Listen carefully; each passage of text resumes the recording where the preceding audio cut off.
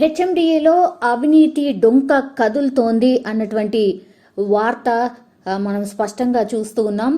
ఎందుకంటే హెచ్ఎండిఏలో గతంలో డైరెక్టర్గా పనిచేసినటువంటి బాలకృష్ణ ఇంటితో పాటు ఆయన ఫ్యామిలీ మెంబర్స్ ఇళ్లలోనూ కూడా ఏసీబీ అధికారులు మార్నింగ్ నుంచి కూడా సోదాలు నిర్వహించినటువంటి పరిస్థితి కనిపిస్తోంది. ఆల్మోస్ట్ ఒక 20 ప్రాంతాల్లో కూడా తనిఖీలు కొనసాగుతూనే ఉన్నాయి. అంటే ఆయన ఫ్యామిలీ మెంబర్స్ కావచ్చు, రిలేటివ్స్ కావచ్చు, ఫ్రెండ్స్ కావచ్చు, ఇట్లా అన్ని చోట్ల 20 ప్రాంతాల్లో తనిఖీలు కొనసాగుతూనే ఉన్నాయి. సో ఆదాయానికి మించి ఆస్తులు కలిగి ఉన్నారన్న ఆరోపణల నేపథ్యంలోనే ఈ సోదాలన్నీ కూడా స్టార్ట్ అయ్యాయి. బాలకృష్ణ ప్రస్తుతం అయితే మెట్రో రైట్ జీఎంగా కూడా ఆయన విధులు కూడా నిర్వహిస్తున్న పరిస్థితి. సో బాలకృష్ణ గతంలో MAUDలోనూ విధులు నిర్వహించారు. సో చాలా కీలక పదవుల్లో బాలకృష్ణ కొనసాగారు. సో హెచ్ఎండిఏ డైరెక్టర్గా పనిచేసిన సమయంలో మనందరికీ తెలుసు, అంటే హైదరాబాద్ ఎట్లా డెవలప్ అవుతూ వచ్చిందో మనందరికీ తెలుసు, శివారు ప్రాంతాలు ఎట్లా డెవలప్ అయ్యాయో కూడా మనందరికీ తెలుసు. సో మణికొండ ఆ చుట్టుపక్కల ప్రాంతాల్లో భారీ సంఖ్యలో కూడా హై రైజ్ బిల్డింగ్లకు అనుమతులు ఇచ్చారు. సో ఆ టైంలో హై రైజ్ బిల్డింగ్ కన్స్ట్రక్షన్స్ చాలా ఎక్కువగా జరిగాయి. రియల్ ఎస్టేట్ భూమి చాలా ఎక్కువగా ఉండింది. సో ఈ సమయంలో కోట్ల రూపాయల అవినీతి జరిగినట్టు ఆయనపైనే ఆరోపణలు అయితే వస్తున్నాయి.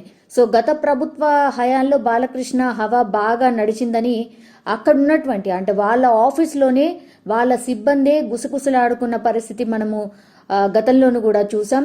చాలా టైమ్స్ అందులో హెచ్ఎండిఏలో కావచ్చు, జిహెచ్ఎంసీ పరిధిలో కావచ్చు, అక్కడ ఏ ఫైల్ కదలాలన్నా కూడా ఆమ్యామ్యాలు ముడితే కానీ కదలవు అన్నటువంటి వార్తలు కూడా మనం చాలానే చూసాం.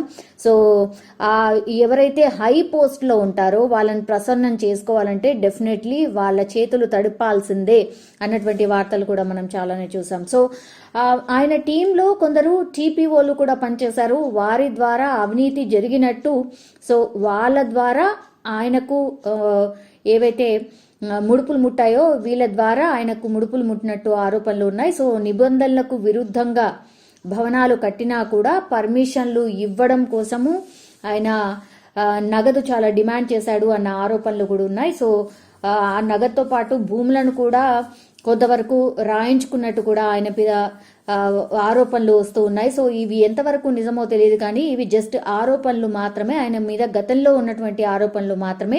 ఈరోజు రైట్స్లో ఆయన ఇంటితో పాటు కుటుంబ సభ్యుల ఇళ్లలో, బంధువుల ఇళ్లలో చాలా చోట్ల ఇంకా రైట్స్ కూడా కొనసాగుతున్న పరిస్థితి. ఈ రైట్స్ కూడా కొనసాగబోతున్నాయని ఆఫీసర్స్ చెప్తూ ఉన్నారు. సో ముఖ్యంగా చేంజ్ ఆఫ్ ల్యాండ్ యూజ్లో అవినీతి జరిగినట్టు ఒక సమాచారం అయితే అంతోంది. ఆయన సంతకం లేకుంటే నాలా కన్వర్షన్స్ కావచ్చు, రెసిడెన్షియల్ ఏరియా నుంచి కమర్షియల్గా మార్చడం కావచ్చు, ఏది కూడా ఆ ఫైల్ కదిలేది కాదు, ఆ పేపర్లు కదిలేవి కావు అన్నటువంటి ఆరోపణలు వినిపిస్తున్నాయి. సో ఆ ఫైల్ కావచ్చు, పేపర్లు కావచ్చు, ఒకవేళ బయటకు వస్తే తమ పరిస్థితి ఏంటి అని చాలా మంది, ఆయనతో వర్క్ చేసిన చాలా మంది అధికారుల్లో ఒక వణుకు మొదలైంది అనేటువంటిది కూడా వినిపిస్తోంది. సో చాలా మంది టీపీఓలు ఆయనతో లావాదేవీలు జరిపారు. సో ఫర్దర్గా టీపీఓల మీ ఇళ్లలో కూడా దాడులు జరుగుతాయా, మరి వాళ్ళను విచారణకు పిలుస్తారా ఏంటి అనేది ఇప్పటివరకు అయితే బయటికి రాలేదు. బట్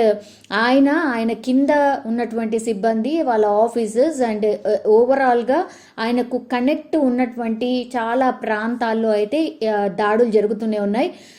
బాలకృష్ణతో ఎవరైతే సన్నిహితంగా ఉన్నారో, అంటే MAUD కావచ్చు, HMDA, then CDMA, DTPC, GHMC అధికారులు ప్రస్తుతం పూర్తిగా వాళ్ళ ఫోన్లు అయితే స్విచ్ ఆఫ్ చేసుకుని ఇండ్లకు వెళ్లిపోయినట్టు హుటాహుట్న ఈ సమాచారం కూడా అందుతుంది. సో డాక్యుమెంట్లను దాచేందుకు ఒక ప్రయత్నం కూడా జరిగినట్టు వార్తలు వినిపిస్తున్నాయి.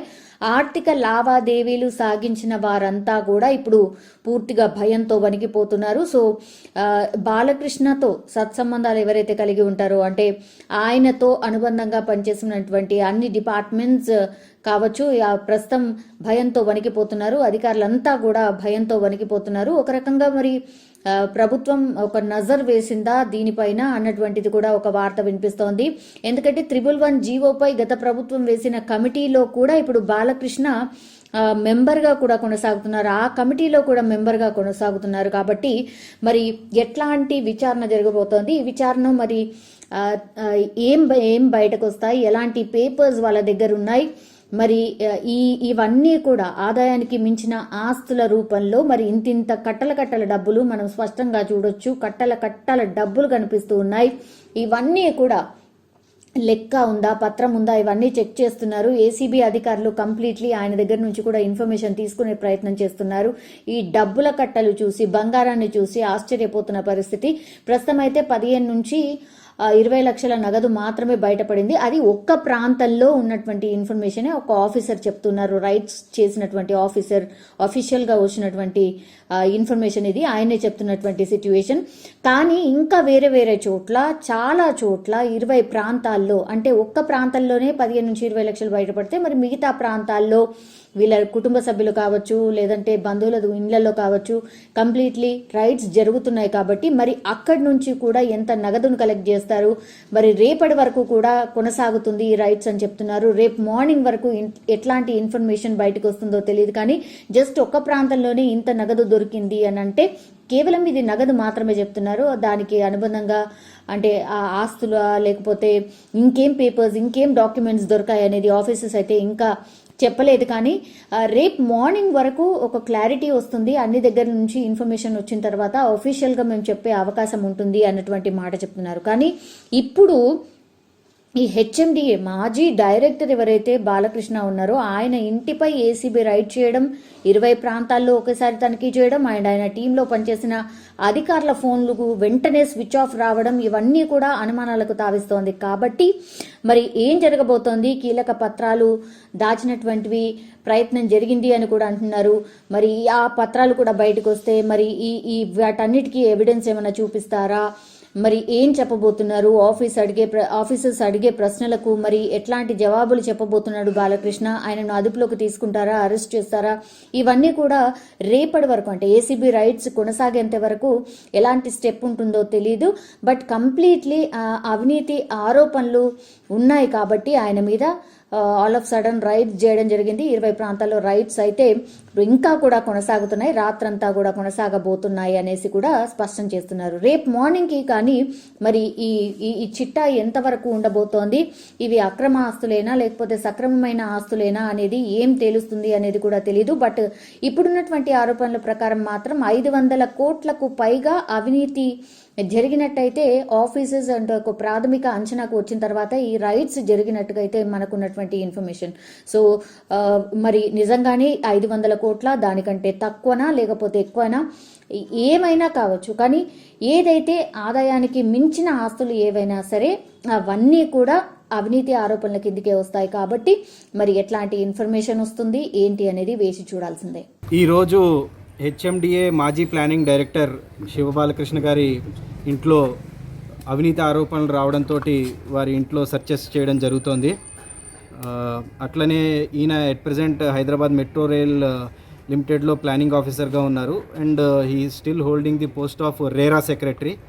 సో ప్రీవియస్గా కూడా 2018 నుంచి అడిషనల్ ఛార్జెస్లో 2023 దాకా హెచ్ఎండిఏలో కొనసాగడం జరిగింది. ఆ టైంలో అవినీతి ఆరోపణలు రావడం జరిగింది. దానిపైన ఎంక్వైరీ చేయగా ప్రాథమికంగా కొంచెం మాకు క్లియర్గా కొన్ని ఇట్లాగా అవినీతికి మించిన, ఆదాయానికి మించిన ఆస్తులు ఉన్నాయని తేలడంతో సర్చెస్ చేస్తున్నాము. ఇక్కడే కాక అరౌండ్ 14 అదర్ ప్లేసెస్లో సర్చెస్ చేస్తున్నాము. అవి కాక కొంచెం లీడ్ వచ్చిన ఇంకొక 3 అదర్ ప్లేసెస్లో అరౌండ్ 17 ప్లేసెస్లో సెర్చ్ కొనసాగుతోంది.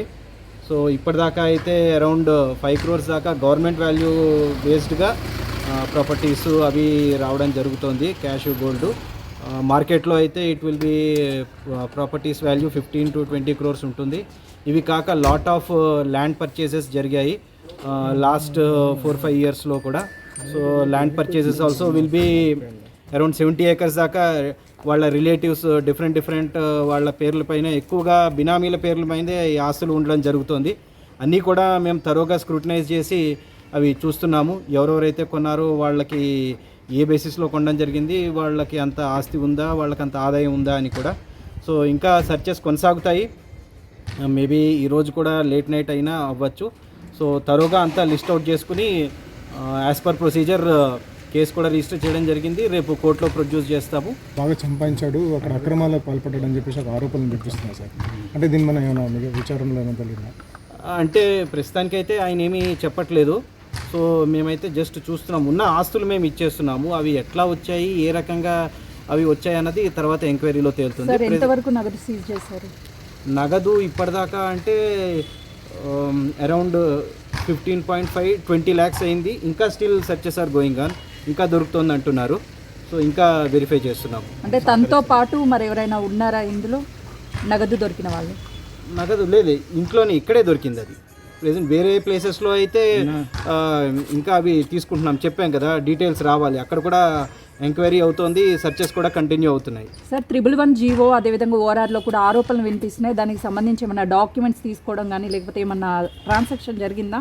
అవి మేము ఇప్పుడే చెప్పలేము. మేము డాక్యుమెంట్స్ అన్ని సీజ్ చేసి ఫస్ట్ స్టడీ చేసిన తర్వాత అవి ఫర్దర్ ఎంక్వైరీలో వాటిలో తెలుస్తాయి తప్పితే ఈ స్టేజ్లో అవి చెప్పలేము. బాలకృష్ణని అరెస్ట్ చేస్తారనుకోవచ్చా? అవి రేపు తెలుస్తుంది మీకు. సార్ అన్ని డిపార్ట్మెంట్లో అవినీతి పరులు ఉన్నారని చెప్పేసి సివిఎన్ సార్ ట్వీట్ చేశారు. అంటే వాళ్ళందరిపై ఏమైనా దాడులు కొనసాగే అవకాశాలు ఉన్నాయి సార్? ప్రజెంట్లీ ఇది చేస్తున్నాము. వేరే ఎవరోదైతే ఆరోపణలు వచ్చి అవి ప్రూవ్ అవుతాయో, అంటే అది దానికి లీగల్గా కూడా ప్రూఫ్ ఉండాలి. జస్ట్ ఆరోపణలు చేయడం కుదరదు.